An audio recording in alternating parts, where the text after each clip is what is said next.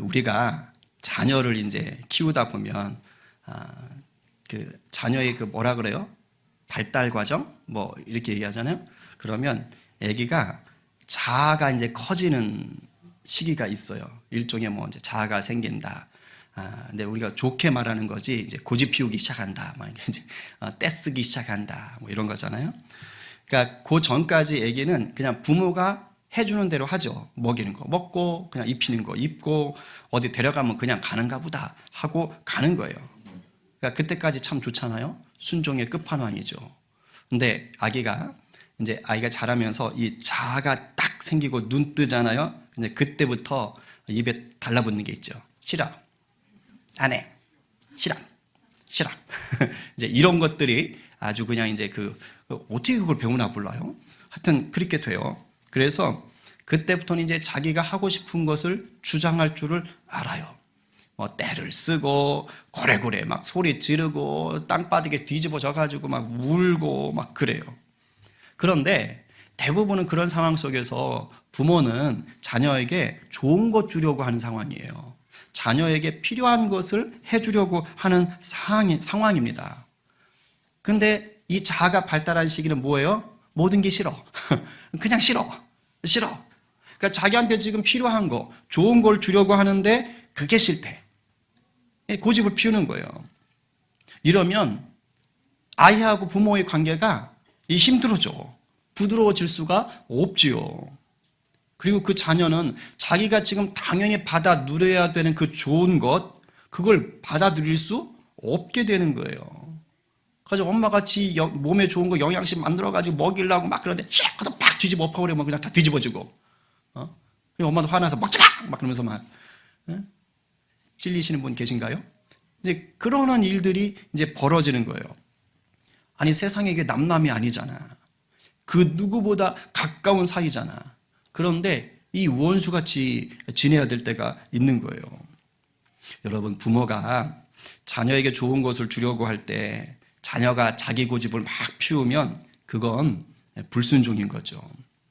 이렇게 자기 고집을 피우며 불순종하는 이유가 왜 있어요? 왜 그래요? 그 다른 거 아니에요. 영적으로 보면 자기가 부모보다 높아지려고 하는 거예요. 이게 우리 인간에게 있는 죄성 중에 하나입니다. 그러니까 자기가 자신의 뭐 하는 거예요? 주인 노릇하고 싶어 하는 거예요. 우리 인간의 그 하나님이 없으면요, 우린 그렇게 그냥 갈 수밖에 없어요. 물론 제가 지금 말한 이 자아의 눈 뜨는 시기, 요거는 아이들이 자라면서 거쳐가는 성장 과정이에요. 그래서 싫어 하다가 이제 조금 크고 철이 들잖아요. 그럼 이제 그 광기를 멈추죠.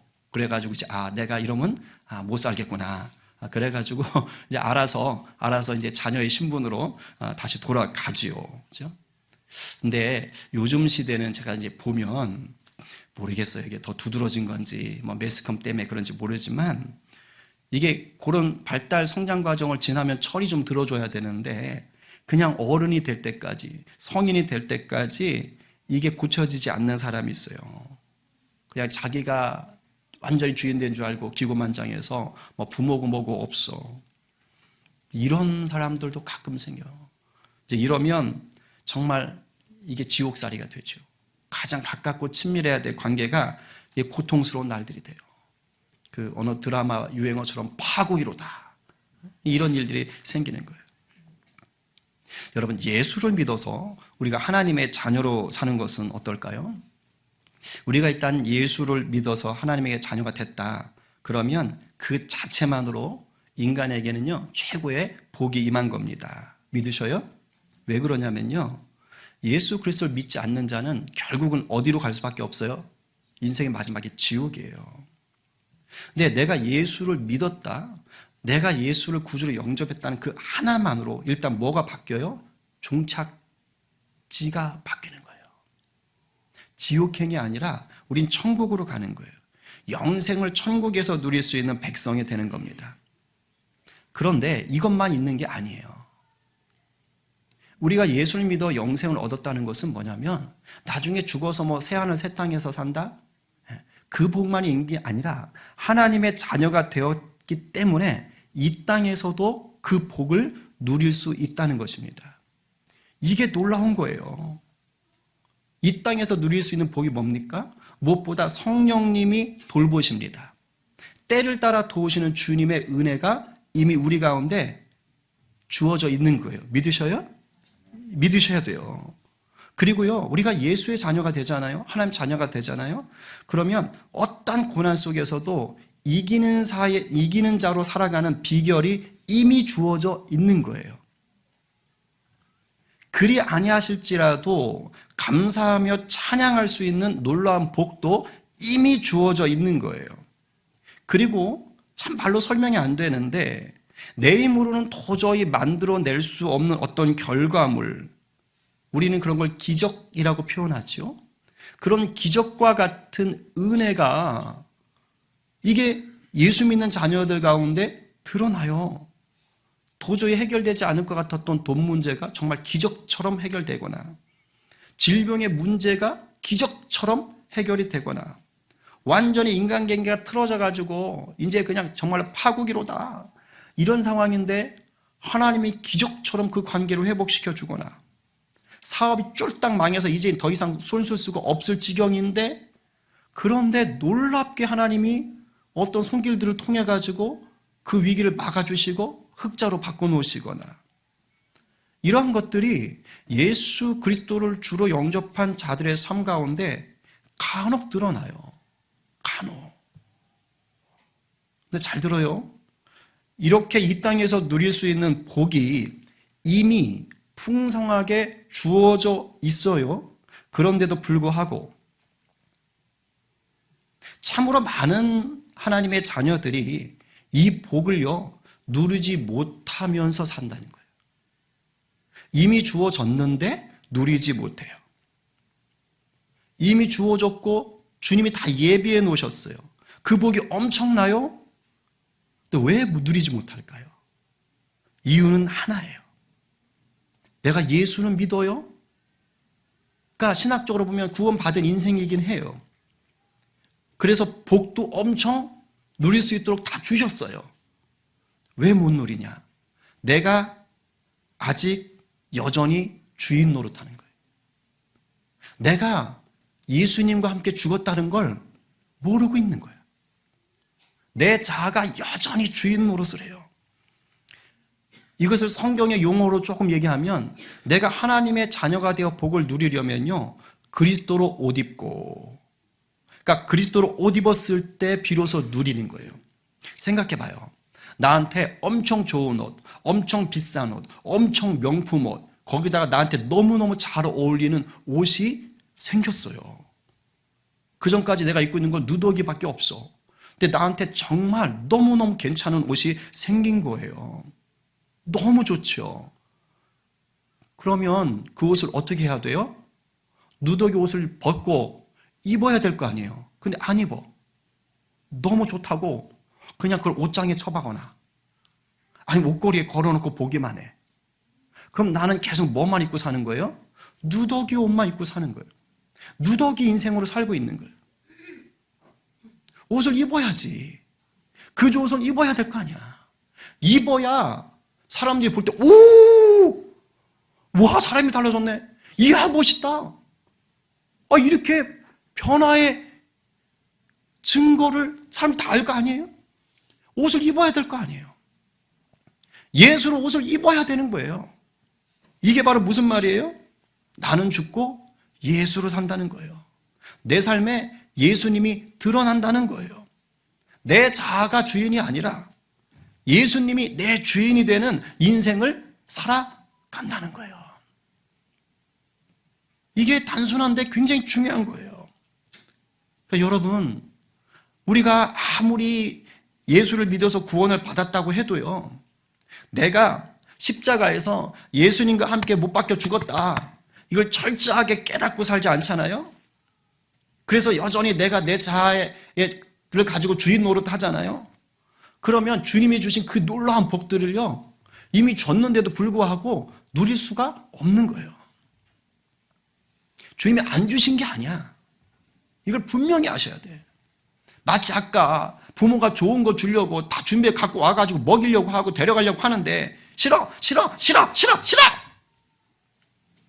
그러고 있는 그런 아기하고 똑같은 거예요. 애하고 똑같은 거예요.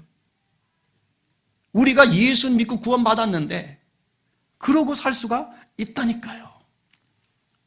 그런데 너무 절망하지 마세요. 왜 그러냐면 예수를 믿는데도 주인 노릇을 하는 거 있잖아요. 이거 예외 없어요. 저도 그렇고 여러분도 그렇고 모든 신자가 거쳐가는 영적인 성장 과정이에요. 왜냐하면 아기들도 자아 발달 과정이 있잖아요. 영적으로 신자가요, 그 과정 거쳐가야 돼요. 세상 없어도 결국 그냥 제멋에 그냥 고개 빳빳이 들고 마치 자기가 그냥 주인 됐냐, 그렇게 신앙생활 할 때가 있어요. 근데 그 시간을 다 겪어요. 어떤 사람은 조금 겪고 어떤 사람은 죽을 때까지 겪고. 그래서 이 말씀을 듣는 거예요. 이걸 교리로 말하면 뭐예요? 성화의 과정. 성화의 과정. 그러니까 성화 속에서 겪는 영적 훈련 코스인 겁니다. 이런 훈련을 통해서 우리가 뭘 경험해요? 내 성품이 깨달아지는 것을 경험해요. 내가 다스림 받는 거예요. 왜? 내가 교만했구나. 내가 무지했구나. 내가 내 고집을 피웠구나. 그러면서 순종을 배우고 그리고 사랑을 배워요. 결정적으로 주님이 아니고서는 내 인생에 답이 없구나 라는 것을 깨닫게 됩니다. 내가 주인 노릇 할 때는요, 반드시 주님이 징계를 하시거든요. 어떤 모양으로든지. 근데 결국 그래서 깨닫게 하시는 거예요. 자, 그런데 이건 이제 구원받은 자의 삶인데 이런 경우가 있어요. 진짜인 줄 알았는데 가짜로 드러날 때가 있어요. 예수를 믿는 건 줄 알았는데 실상은 예수를 구주로 영접하지 않은 채 그냥 종교 생활을 하는 경우가 있어요. 예수님 주변에서는 맴돌았는데 자기가 주인 되어서 살다가 결국 나중에 떨어져 나가는 경우가 있습니다. 오늘 본문 속에요, 주님을 온전히 주인 삼은 자와 주님을 주인 삼지 못했던 자가 나와요. 이 두 부류는 십자가 사건 앞에서 전혀 다른 길, 전혀 다른 결과를 맞이합니다. 오늘 이 말씀을 통해서 정말 우리의 귀가 크게 울려야 돼요. 잠자고 있던 심령이 있다면 정말 막 크게 흔들려야 돼요. 그래서 우리가 주님 앞에 바로 서기를 간절히 소망합니다. 예수님만이 유일한 완전한 구원의 길이신 것을 우리가 다시 한번 붙잡기를 간절히 축복합니다. 아멘이에요. 자, 예수님이 이제 십자가에 곧 달리시게 됩니다. 그래서 십자가에 달리시기 전날 이제 저녁에 제자들하고 일명 최후의 만찬을 하실 거예요.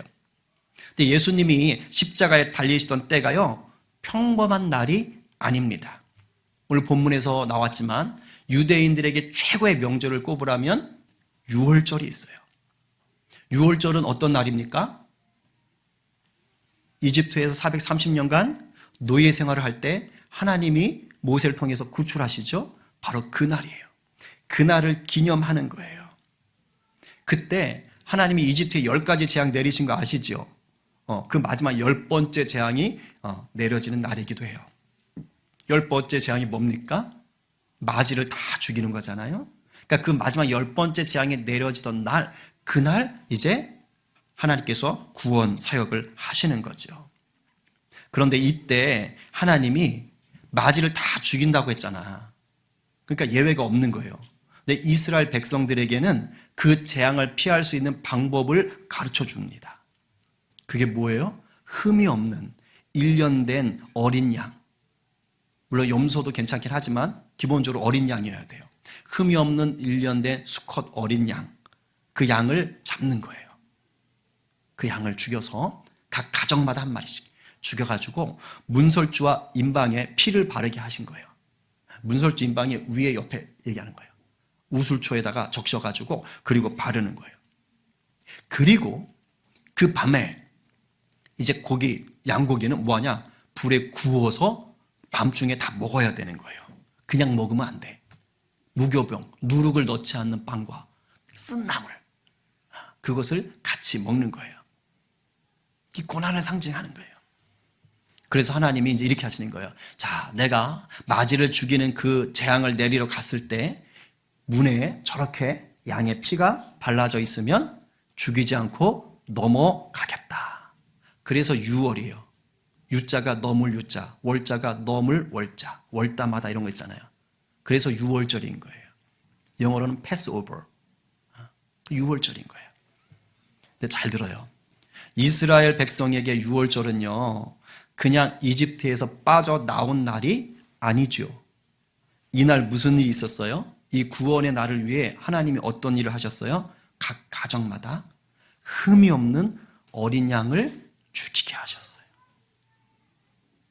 유월절 구원은, 하나님이 그 백성을 구원한 것은 어린 양의 죽음으로 이스라엘의 죽음을 피하게 하신 거예요. 어린 양의 죽음을 통해 노예에서 자유인으로 옮겨지게 하신 놀라운 사건이에요. 예수님이 십자가에 달리신 날이 바로 뭐라고요? 이 유월절이에요. 그냥 어쩌다가 이게 맞아가지고 유월절에 그냥 객 죽으셨냐? 아니에요. 그 유월절 사건은, 구약의 유월절 사건은 결국 무엇을 예표했던 거예요? 온 인류의 완전한 구원. 예수 그리스도의 그 어린 양의 죽음. 이것을 예표한 사건인 거예요. 그래서 예수님이 그 구약의 사건을 완전하게 성취하시기 위해서 유월절 어린 양으로 친히 죽으시는 거예요. 그런데 우린 또 이걸 그냥 죽었다 이렇게 생각하잖아요. 잘 봐요. 예수님의 죽음은 하나님이 우리를 구원하시기 위해 신이 인간이 되어 비참하게 죽는 그 자리로 내려오시는 거예요. 내려오시는 거. 가장 높으신 분이 가장 비천한 자리로 낮아지시는 상황. 여러분, 이 이동이 보여요? 가장 높은 곳에서 가장 낮은 곳으로 이동하신 거예요. 완전히 적절하진 않지만 그냥 좀 비유를 든다면 그야말로 세계적인 대기업 회장이 자기 회사의 그 일용직 청소부, 그거는 할 일이 없지. 자기 할 건수가 없는데 그냥 거기로 그냥 가서 일을 하는 것과 똑같은 거예요.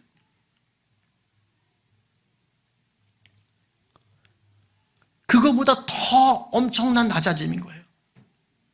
우리를 살리려고, 우리에게 영원한 복을 주시려고 신적인 권위를 포기하신 거예요.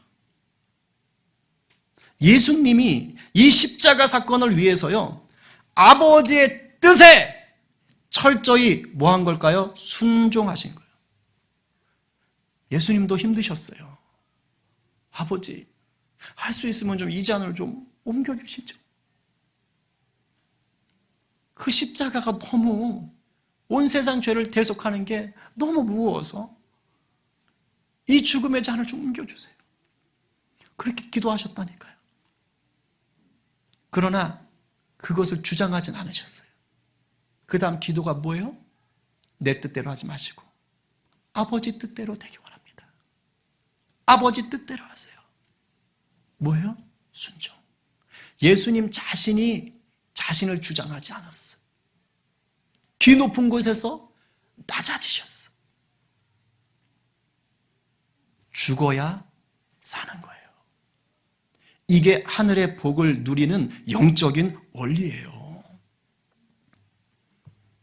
이 십자가 사건을 지금 앞두고 있는 오늘 본문, 여기에서 이 영적인 원리에 순종하는 자와 지금 불순종하는 자가 나오는 거예요.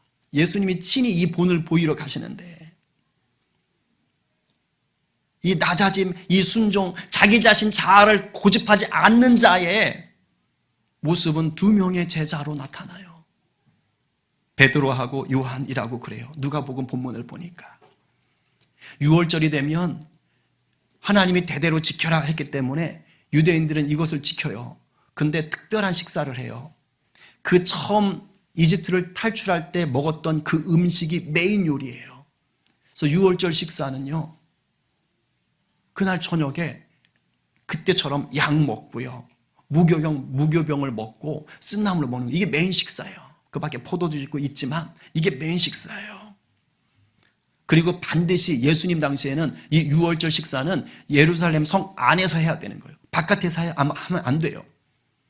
바깥에서 해도 되면은 그냥 예수님이 지난주 본문처럼 베다니 성, 그 나사렛의 동네에 거기서 그냥 하셔도 돼요. 근데 예루살렘 성 안에서 해야 되는 거야. 그래서 제자들이 유월절 오는데 우리 주님하고 밥을 먹을 때가 필요한데 이 방이 있어야 되잖아. 그래서 질문을 한 거예요. 예수님 성 안에 들어가서 방 구해야 되는데요. 그러니까 예수님께서 그래? 그러면 가서 구해라 하고 베드로하고 요한을 지금 보내는 거예요. 근데 본문이 좀 이상해요. 어느 집으로 가라 이렇게 정확하게 알려주질 않으세요. 그냥 물 한 동이 가지고 가는 사람을 만날 거야. 그럼 그 사람을 따라가서 그 집 주인한테 우리 예수님과 우리가 지금 유월절 식사할 테니까 방 내놔라 이렇게 얘기하라는 거예요. 근데 여기서 그 물 한 동이를 가져가는 사람이랄 때 이 사람은 헬라어 원어로 보게 되면 남자를 말합니다. 남자를 얘기하는 단어예요. 근데 당시 이 이스라엘의 예루살렘 사람들은 물을 다 떠먹었거든요. 어디 가서 물을 떠할게요? 그러니까 그때 당시 예루살렘 물 떠먹는 데가 그 기온샘에서 오는 게 있거든요. 그러니까 실로암 연못이 있고 그 다음에 베데스다 못이 있는 거예요. 그러니까 실로암은 눈 뜬 곳에 38년 된 병자는 베데스다. 그러니까 이제 아마 거기 가서 떠왔을 거야. 그거밖에 없어. 그러니까 그렇게 떠다가서 물을 이제 떠왔는데 주로 이때는요 여자들이 물을 떴어요. 그러니까 예수님이 지금 물동이를 이고 가는 남자가 보이면 따라가라 하니까 상대적으로 눈에 확 띄긴 했겠죠. 그렇죠? 그래서 그 정도면 조금 낫긴 나. 근데 그래도 언제 어디서 어떻게 그 남자를 만날지는 말 안 해줬잖아. 그냥 들어가래. 그럼 만날 거라는 거예요. 그러니까 뭔가가 모호한 거예요. 정확한 정보가 아닌 거예요. 잘 들어요. 근데 제자들이요 토를 안 달아요. 예? 뭐 했다는 뜻이에요? 그냥 믿고 순종한 거예요. 주님 말씀하셨으니 그냥 만날 것이다.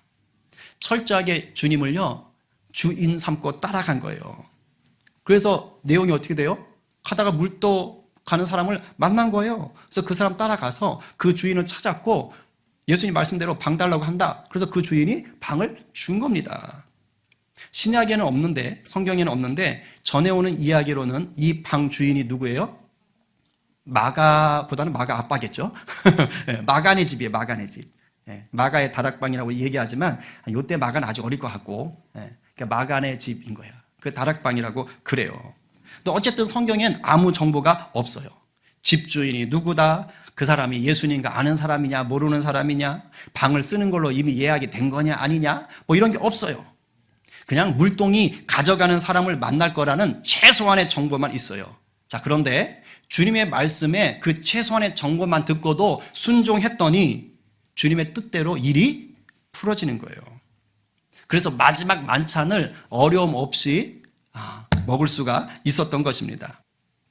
지금 우리 인생이 이래요. 우리가요, 주님께서 우리를 향한 주님의 뜻을 우리의 어떤 일 있을 때마다, 어떤 상황 때마다 선명하게 알려주셔요? 너 이렇게 해라, 너 저렇게 해라, 요건 요렇게 하면 다 풀어진다. 이렇게 주님이 말씀하시나요? 안 그러세요. 주님 그렇게 안 하세요. 문제가 생겼어. 내 삶에. 어려움이 생겼어. 지금 이걸 빨리 해결하고 싶어. 그래가지고 기도하면요. 그냥 주님이 맨날 똑같은 말만 하세요. 내가 너 사랑한다. 내가 너와 함께한다. 담대하라. 널 포기하지 않아. 아니, 그러기 힘들 때, 내가 어찌할 바 모를 때, 좀 이렇게 해라, 저렇게 해라. 속 시원하게 딱 말해서. 그렇게 해주시면 얼마나 좋아. 간혹 있긴 합니다. 간혹 말씀하실 때는 있어요. 근데 그때도 사실은 정보가 약간은 애매해요. 정말 물동이 하나 이고 가는 사람을 무작정 거리로 나가서 보이면 만나라, 그리고 따라가라, 이렇게만 얘기할 경우가 많은 거예요. 의외로 그럴 때 많습니다. 심지어는요, 너무너무 힘든데 아무 얘기 안 하실 때도 있어요. 그래서 그때는 꾸역꾸역 성경책 찾아보거나 아니면 옛날에 주님 만났을 때 그 첫사랑, 처음 사랑 생각하면서 그냥 그거 붙잡고 그리고 막 어떡하지 이럴 때가 있는 거예요. 지금 우리 성도들 가운데 삶의 자리가 팍팍하고 암울하고 낙심할 일들이 있는 분들이 계셔요. 제가 담임 목사여서 어쩔 수 없이 다 알잖아. 근데 저도 경험하는데 이런 상황이 있잖아요. 이렇게 어렵고 문제가 있고 해결해야 될 일들이 있을 때요. 이상하죠? 오히려 내 자아가 더 고개를 들어요. 신기해요. 오히려 내 자아가 고개를 들어. 내 자존심, 내 감정, 내 욕망, 내 꿈이 힘들어 하면서 막 몸부림을 치는 거예요.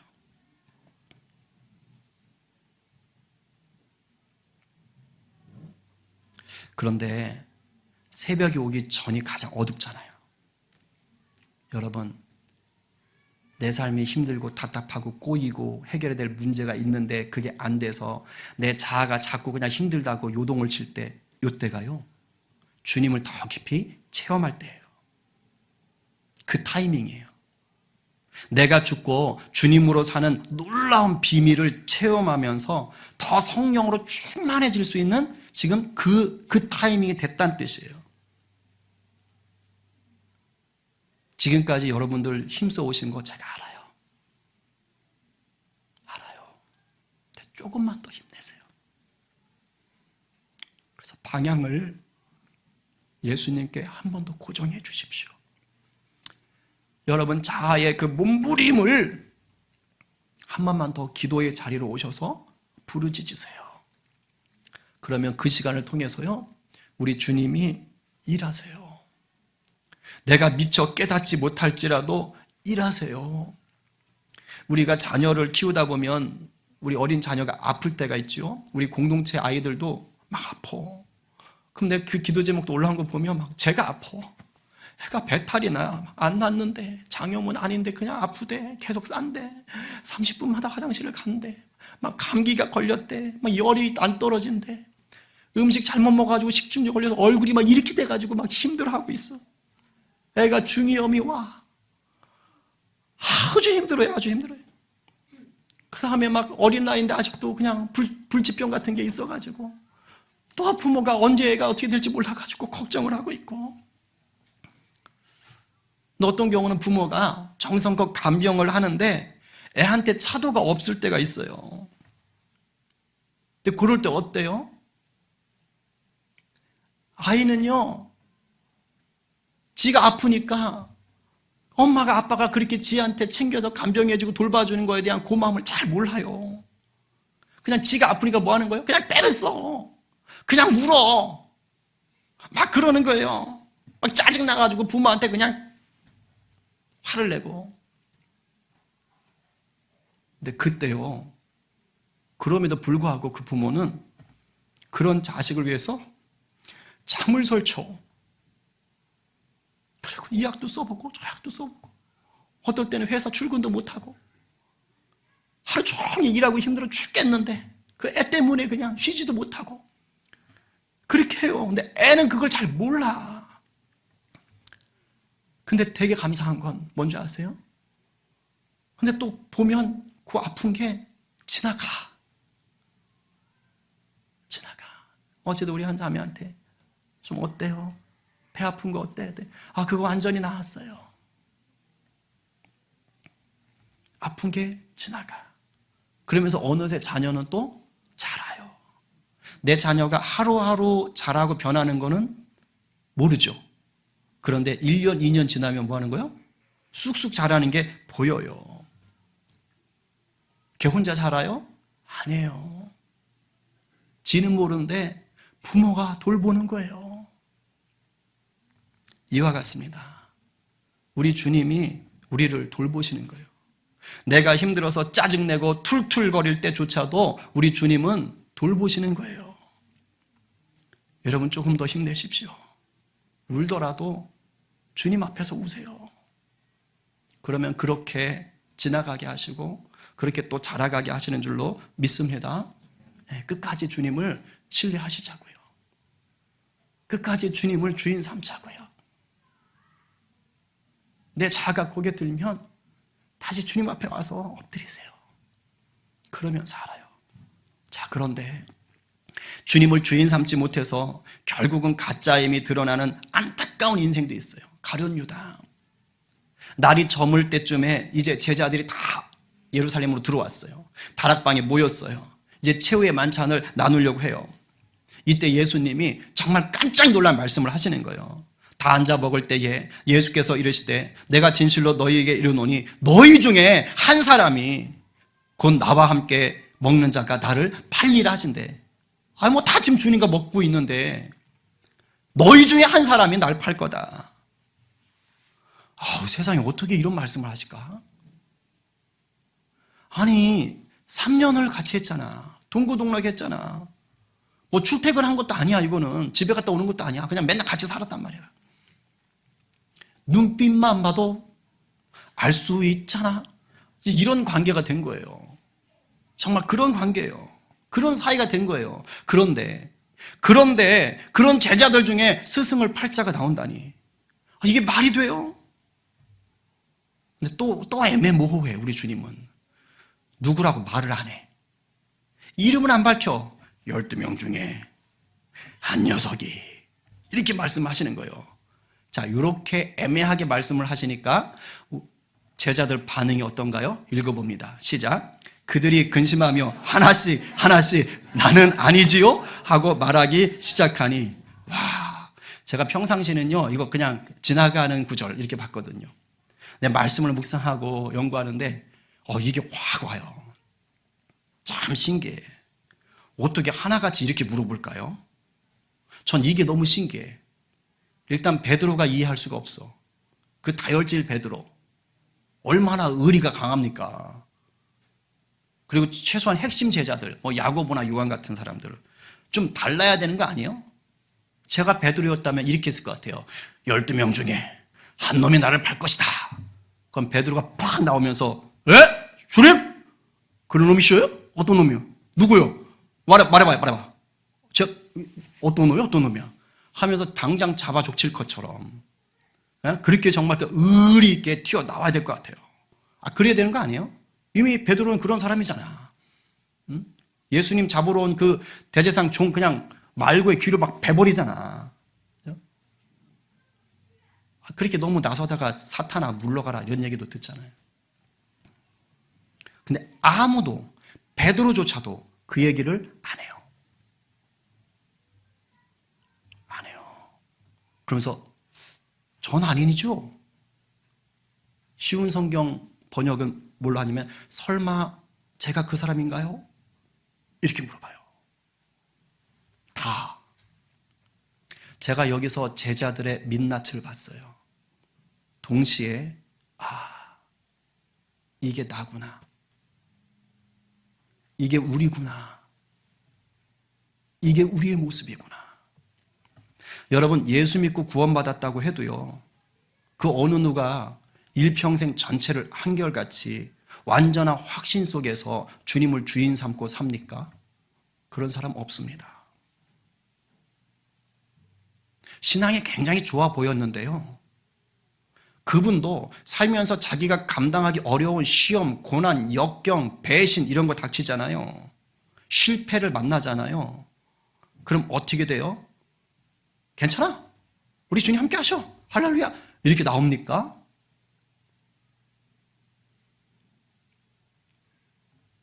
그렇지 않더라고요. 살면서 몇 번은 주님께 실망할 때가 있어요. 주님께 등 돌리고 싶을 때가 있어요. 주님의 사랑이 의심스러울 때가 있어요. 날 사랑한다면, 우리 가정을 사랑한다면 왜 이런 일이 생겨? 주님 계신 거 맞아? 나 사랑하는 거 맞아? 필요 없어. 다 그냥 세상 즐길 거야. 그래서 주님 버리고 세상의 솔깃한 유혹 앞에 내가 끌려가고 싶을 때가 있어요. 저도 예외 아닙니다. 여러분, 살다 보면 우리가 단 이런 위기요 한두 번 겪어요. 근데 대부분은 이런 위기를 통해서 성장을 합니다. 근데 안타까운 건 전부는 아니라는 거예요. 진짜인 척하던 가짜가 그때 비로소 드러나는 거예요. 12제자가 전 아니죠? 설마 제가 그 사람이에요? 라고 말할 때 적어도 11명은 어떤 마음이에요? 정말 근심하는 거. 나는 그러고 싶지 않은데. 난 예수님의 제자이고 싶은데. 이런 마음으로 묻는 거예요. 그런데 한 사람, 가룟 유다는 어떤 심정일까요? 들켰다. 어떻게 알았지? 하면서 연기하는 거예요. 속이는 거예요. 20절에 나와 함께 그릇에 손을 넣는 자가 그다. 나와 함께 그릇에 손을 넣는 자가 팔자다.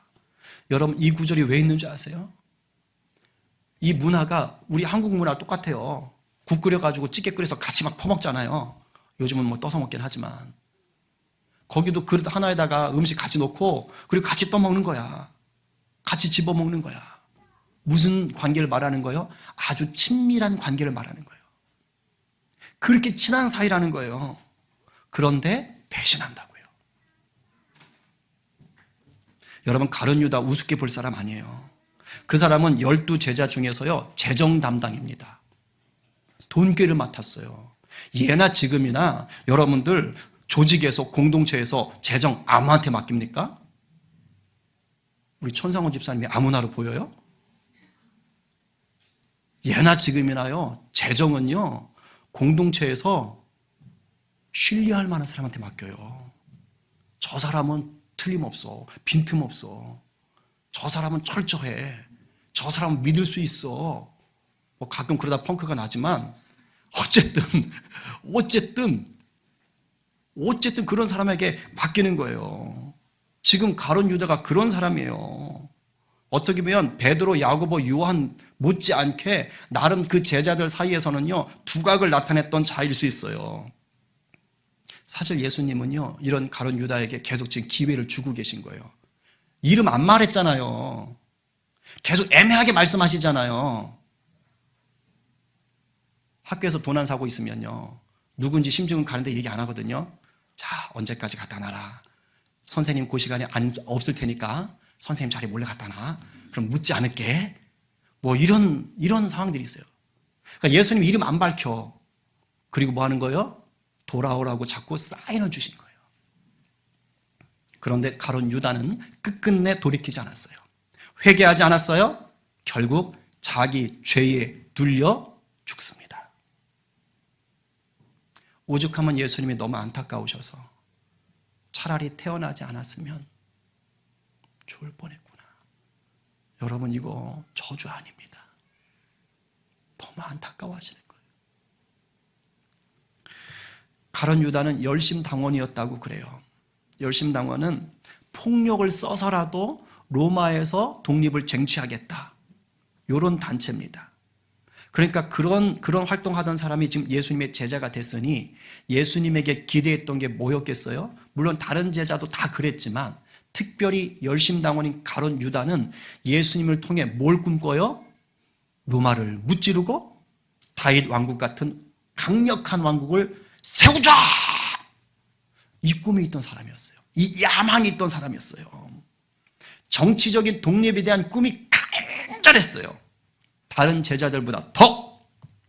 그런데 예수님이 그럴 줄 알았지. 막 오병이어 기적, 죽은 자 살려, 아픈 자 살려, 수많은 자들이 막 몰려다녀. 사람들이 예수님을 왕으로 삼으려 그래. 얼마나 멋있어요. 됐어. 이제 됐어. 로마 끝. 근데 예수님이 맨날 그래. 나 이제 죽을 거야. 그러니까 막 화가 나는 거예요. 왜? 지금 나라를 독립시켜야 된다는데 그런 인물인 줄 알았는데 맨날 죽겠다는 소리만 하니까 십자가 사건을 앞두고요 실망한 겁니다. 아니구나, 저 사람. 아니야. 뭐예요? 자기가 주인 되어 있었던 거예요. 예수님을 따랐는데 예수님을 주인 삼지 않고 자기가 주인 되었어요. 그 제자들 공동체에서 보였던 그 열심은요, 어떤 열심이에요? 자기 의에 의한 거예요. 성도 이렇게 살기 쉽습니다. 대부분 이런 과정을 겪어야 돼요. 그러니까 마리아가 그 비싼 나드 향유가 들어있는 옥합 갖고 와서 깰 때 제일 먼저 열받았잖아요. 왜? 자기 의가 충만해요. 잘 들으십시오. 자기의 자아와 십자가는요, 함께 어깨동무할 수가 없습니다. 내 자아가 살아있는 한 십자가의 은혜는 내 손에 잡히질 않아요. 혹시 지금 제 설교를 듣는데, 오씨, 내가 가룟 유다 아니요? 혹시? 가룟 유다처럼 되면 어떡하지? 이런 분 계실 수 있어요. 근데 안심하세요. 신앙은 운명론, 숙명론 아닙니다. 넌 그렇게 정해졌어. 아니에요. 지금 만약에 내가 가룟 유다처럼 되면 어떡하지? 안 되는데 라는 생각이 들어왔다. 그럼 안심하셔야 돼요. 왜? 가룟 유다가 아니란 증거가 거의 확실해요. 진짜 가룟 유다라면 그런 생각을 안 해요. 지금 그런 마음에 드는 건 뭐예요? 성령께서 사인 주는 거예요. 너가 지금 좀 쫄았구나. 두려워하는구나. 그럼 빨리 그런 것들 내려놓고 나한테로 와. 이렇게 사인 주시는 거예요. 정말 위험한 사람은요, 막 자아로 똘똘 뭉쳐가지고 난 문제 없는데? 라고 착각하는 분이에요. 그런 분은 위험해요. 물론 그럼에도 불구하고 주님은 기회는 주셔요. 근데 아직 예수 안 믿는 자예요. 아직 예수를 구주로 영접하지 않은 자입니다. 혹시 우리 가운데 그런 분 계실 수 있어요. 아직 예수님을 구주로 영접하지 않으신 분 계실 수 있어요. 인간적인 열심으로 생활하실 수 있어요. 그러면 아직 기회가 있는 거예요. 예수님을 구주로 영접하시고 십자가 앞에 무릎을 꿇으시면 됩니다. 이제 정리합니다. 우리를 살리시려고 죽기까지 낮아지신 예수님의 겸손은요, 이제 우리가 어떻게 살아야 하는지 본을 보여주신 거예요. 뭐예요? 나는 죽고 예수로 사는 겁니다. 그래야 비로소 우리를 위해서 준비해 주신 그 많은 하늘의 복들, 놀라운 기적 같은 인생들이요, 우리 가운데 손에 잡히는 거예요. 근데 문제가 뭐예요? 내 자아가 죽었다는 것을 인정하며 살아가는 게 만만치 않아요. 그게 쉬웠으면 다 성인 문제 아름다운 천사처럼 살지. 이게 잘 안 돼. 그래서 어떻게 하라는 거예요? 날마다 십자가 앞에 서야 돼요. 날마다 은혜를 구하셔야 돼요. 날마다 부르짖으셔야 돼요. 여러분 일주일에 고작 교회 주일에 한 번 나와서 2시간? 그걸로 안 돼요. 죄송하지만 안 돼요. 제 말은 그럼 뭐 매일 교회 나와라 그런 뜻이 아니라 그냥 일주일에 한 번 교회 나가는 걸로 됐겠지, 그렇지 않다고요. 상대적으로 상식적으로 생각해 보세요. 2시간인데 일주일에 나머지 몇 시간입니까? 삶 전체를 드리는 싸움이 있어야 돼요. 삶의 자리에서 삶 전체를 드리는 싸움, 이걸 날마다 하셔야 돼요. 물론 그 과정에 계속 무너지고 넘어지고 할 수 있죠. 그러면서 자라요. 애가 아프면서 자라듯이 그러면서 자라요. 깨지면서 자라요. 그 과정에 우리 주님이 우리를 다듬어 가시는 것입니다. 오늘 누가 나를 위해 6월절 어린 양이 되신 예수님께 감사하며 자기 십자가를 지시겠습니까? 오늘 누가 삶의 문제 앞에서 주님께 등 돌리고 싶은 유혹이 닥칠 때 즉시 회개하며 돌이키는 참 제자가 되시겠습니까? 이 말씀에 아멘으로 화답하며 나는 죽고 예수로 살기를 결단하는 우리 모두 되기를 간절히 축원합니다.